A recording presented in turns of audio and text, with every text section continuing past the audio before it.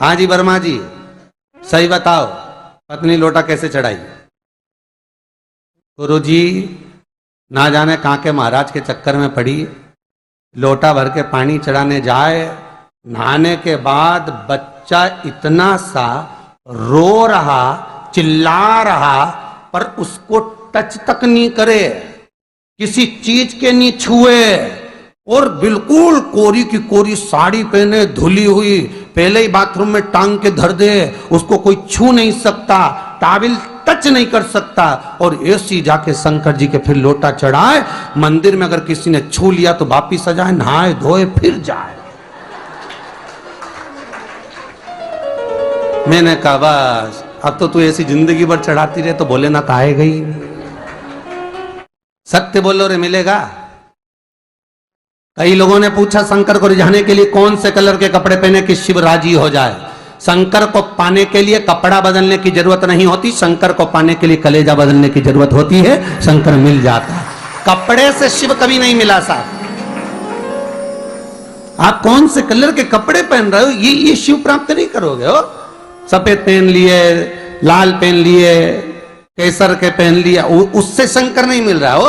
बहुत सारी रुद्राक्ष की माला धारण कर ली, हाथ में भी खूब सारा रुद्राक्ष पहन लिया, यहां पर भी पहन लिया, कान में भी रुद्राक्ष धारण कर लिया, जटा पे भी रुद्राक्ष लगा लिया, उससे शिव नहीं मिलने वाला हो।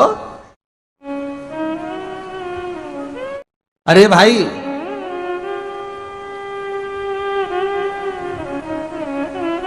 किसके पास में जा रहे हो आप जल चढ़ाने के लिए? जम के बोलिए जरा। शंकर जी के पास। शंकर जी कौन है? तुम्हारे कौन से मतलब नहीं है। भगवान को तो केवल इतना मतलब है कि आप मन कैसा लेकर आए हो। ये तन साफ करने से, स्नान करने से, खूब रगड़ रगड़ के नहाने से, लक्स पेयर से, खूब घिस घिस के नालों ने, क्रीम ने, पाउडर, डेंटिंग पेंटिंग करके फिर भगवान के पास जाओ और बढ़िया 2-4 घंटे तक फैशन करके भगवान को रिझाओ, भगवान रिझेगा? अरे गर्ग संहिता में लिखा है कि शंकर को एक बार प्रणाम करने का फल क्या है कि 10 अश्वमेध यज्ञ के स्नान का जो फल होता है वो मात्र शंकर को प्रणाम करने से मिल जाता है। कितना? 10 अश्वमेध यज्ञ के स्नान का जो फल है शंकर को मात्र प्रणाम करने से मिल जाता है। पर गर्ग संहिता कहती है कि 10 अश्वमेध यज्ञ के स्नान के बाद भी मनुष्य का जन्म वापिस मिल सकता है। मतलब वापिस तुम्हारा जन्म हो सकता है, किसी भी रूप में हो जन्म हो सकता है। पर शिव पुराण कहती है, गर्ग संहिता कहती है, स्कंद पुराण कहती है, नर्मदा पुराण कहती है कि महाराज इतना जरूर है कि शिव को प्रणाम करने का फल उतना है कि 10 अश्वमेध यज्ञ के स्नान का फल मिल जाता है। पर गर्ग संहिता कहती है कि शंकर के चरणों में अगर प्रणाम कर लिया तो ये पक्का है कि अश्वमेध यज्ञ का फल भले कट जाए पर शंकर के प्रणाम का फल नहीं कटता, उसका वापिस जन्म नहीं होता और वो शिव का हो जाता, वो शंकर का हो गया, फिर उसका जन्म नहीं है महाराज।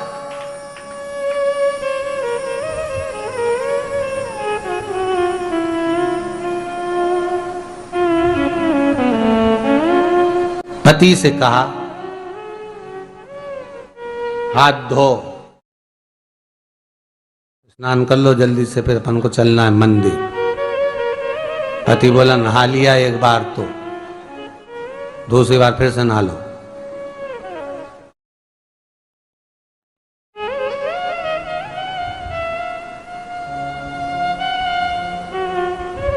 गया।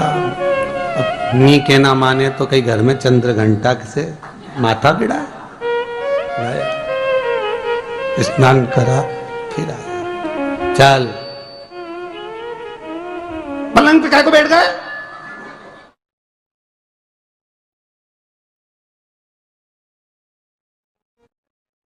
पलंगी तो है।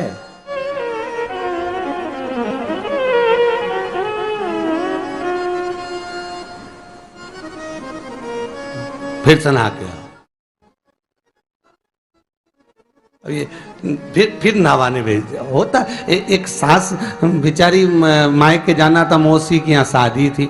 अब उसने बहू से कहा बेटा मेरे को जाना है, अपने घर में छोटे से लड्डू गोपाल, उनकी सेवा है, तू एक काम कर कि तू सेवा कर लेगी क्या? हाँ मम्मी, उसमें क्या है, करना क्या तुम बताओ। बस सुबह से 3 बार ताली बजाना, भगवान को उठाना, पात्र में रख के नहलाना, उनको पोंछना, कपड़े पहना देना, इत्र लगा देना, चंदन लगा देना, मुकुट लगा देना, सुंदर अलकावली सब पहनाने के बाद में भगवान को दर्पण दिखाना। जब भगवान को कांच दिखाए, दर्पण दिखाए, भगवान मुस्कुरा दे, तब भगवान को भोग लगा देना। हाँ मम्मी इतना तो मैं करूंगी, और बाद में भगवान को वापिस सुला देना। हाँ इतना सा कर लूंगी। सास बिचारी कह के चली गई।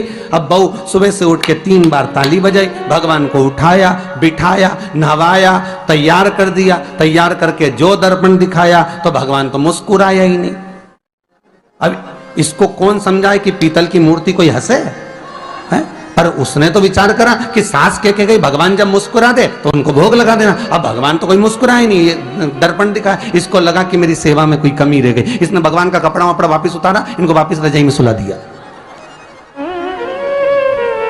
अब भगवान को वापिस रजाई में सुलाया, फिर आ गई, 3 बार फिर ताली बजाई, भगवान को फिर उठाया, फिर बिठाया, बिठाने के बाद में फिर उनको कपड़े वपड़े पहनाकर फिर दर्पण दिखाया, पर भगवान तो मुस्कुराया ही नहीं। ये वापिस इस सेवा में गलती रह गई। वापिस इसने सब कपड़ा उतारा, भगवान को फिर सुला दिया।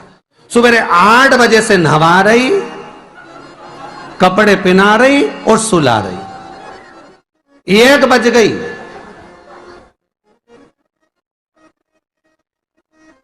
कुछ गलती रह गई होगी अपने सास के गई। अब की बार फिर भगवान को नहवाया। भगवान भी मन में सोचे नहवाई नहवा रही, खवा तो कछु ना रही।